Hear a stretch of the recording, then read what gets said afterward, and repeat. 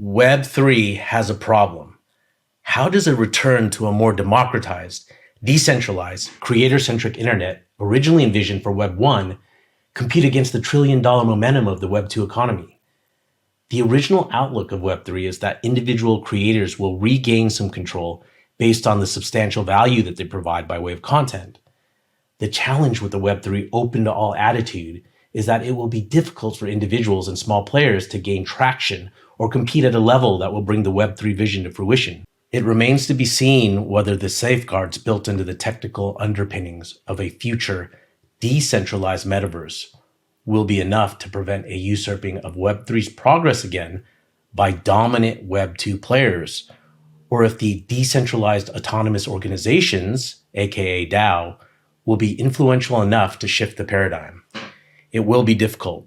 It's rumored that at least one large bank has a hidden stake in a major layer 1 blockchain through backdoor channels. This type of ownership runs counter to Web3 sensibilities for some because the ownership of essential infrastructure means that there could be undue influence towards centralization rather than the preferred alternative. Proponents of decentralization are worried. The good news for the Web3 community is that blockchain technology itself provides an audit trail history that can be traced and uncovered. This adds to a level of transparency that is integral to the ideals of Web3. The smart contract rules and DAO voting rights encoded into any given blockchain should also limit any one stakeholder from acting unilaterally without notice. Market forces will likely continue to favor the major corporations, however. The truth is that it's still too complex for the average consumer to participate in the metaverse without help. Some Web3 corporations are already starting to show their dominance by making it easy for folks to dip their toe into this space by providing a user-friendly on-ramp to virtual reality, cryptocurrency transactions, and non-fungible token creation and ownership.